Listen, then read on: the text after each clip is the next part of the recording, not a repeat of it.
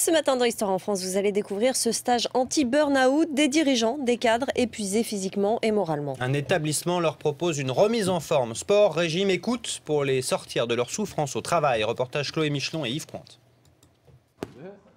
Des coups comme un exutoire.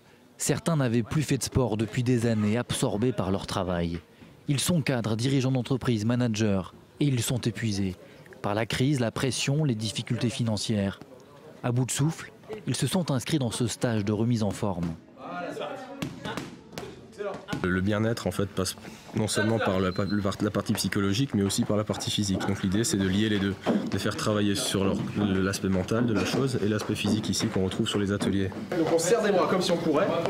Voilà, 3 jours sans mail ni portable pour se remettre sur pied et commencer à retrouver confiance en soi. Par des petites victoires physiques, mais surtout par l'échange. Ce stage leur permet de rompre leur isolement. Un échec professionnel, une difficulté, c'est difficile d'en parler aux proches, on ne veut pas inquiéter, on ne peut pas en parler aux collègues, et surtout pas au management, ni aux patrons, etc. Donc c'est vrai que ce lieu est assez unique pour pouvoir en parler de façon libre à des gens qui comprennent immédiatement. État de santé, sommeil, nutrition, des conseils concrets sont donnés par un psychologue et un médecin. Mais le plus difficile pour ces patrons, c'est d'abord souvent de franchir la porte du centre. C'est des troubles, il ne faut pas hésiter à les consulter pour une chose. Pourquoi ? Parce que les gens ont du mal à se faire aider. Il faut qu'ils acceptent, il faut accepter de se faire aider par quelque chose. Et souvent, vous vous retrouvez avec des cadres d'entreprise qui pensent y arriver par eux-mêmes. Et parfois, il est trop tard. Un matin, Philippe Vétic s'est littéralement effondré. Il a dû être hospitalisé.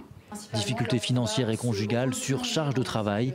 L'accumulation de stress a mené ce chef d'entreprise au burn-out, un état d'épuisement général.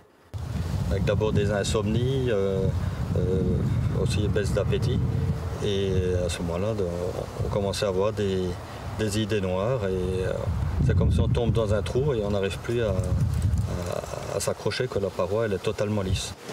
Ces symptômes, Jean-Denis Budin les a lui-même connus. C'est lui qui est à l'origine du Crédir. Après avoir vécu un burn-out, il a voulu comprendre ce phénomène. En préparant une thèse sur le sujet, il s'intéresse à la manière dont les sportifs sont accompagnés en cas d'échec. Sa conviction, on peut prévenir la spirale du stress en équilibrant sa vie.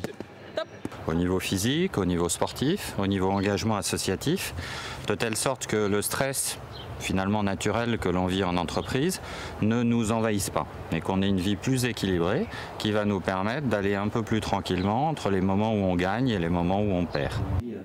Ici, pas de recette miracle pour sauver leur entreprise, mais des clés pour rebondir. En un an, le Crédir a accueilli 52 stagiaires et le rythme des inscriptions est en pleine augmentation.